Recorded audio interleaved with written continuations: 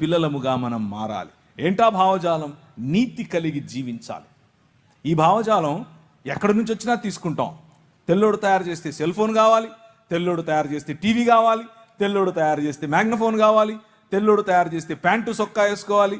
తెల్లోడిని తలుసుకోకుండా నీ జీవితంలో ఒక్క క్షణం బతకలేవు. నువ్వు ఒక్క క్షణం కూడా బతకలేవు. నువ్వేమో మళ్ళీ ఆట మీద బయట నుంచి వచ్చింది, బయట నుంచి ఏం రాలేదు, ఇక్కడదే. యేసుక్రీస్తు చనిపోయి తిరిగి లేచిన తర్వాత ఆయన భూ ప్రపంచమంతటిపైన రాజుగా తనను తాను ప్రకటించుకున్న తర్వాత తోమాను పంపించాడు. తోమా ఇక్కడికే వచ్చాడు. తోమా భారతదేశానికి వచ్చాడు. మొదటి శతాబ్దంలోనే వచ్చాడు. బ్రిటిష్ వాళ్ళు తెచ్చాడంటే ఏంటి నువ్వు తెలియక. బడ్డి శానిస్ వచ్చాడు.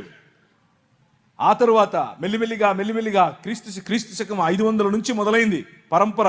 ఇక్కడున్న వాళ్ళు ఒక ఉత్తరం రాశారు, మా కోసం కొంతమంది మిషనరీలను పంపించండి అని. ఎక్కడికి?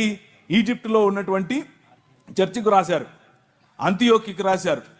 అప్పుడు 500లో క్రీస్తు శకం 500లో 1500లో బయలుదేరారు కొంతమంది. ఆ 1500కు రావడానికి ముందు మొదటి 1500 సంవత్సరాలలో కొన్ని వందల మంది మిషనరీలు ఈ దేశానికి వచ్చారు. ఎక్కడెక్కడి నుంచి వచ్చారు? ఇరాన్ నుంచి వచ్చారు, ఇరాక్ నుంచి వచ్చారు, బబులోనియా నుంచి వచ్చారు, అలాగే దాన్ని ఏమంటారు సిరియా నుంచి వచ్చారు. భారతదేశంలో సిరియా బైబిల్ చదివే వాళ్ళు కొన్ని లక్షల మంది ఉన్నారు.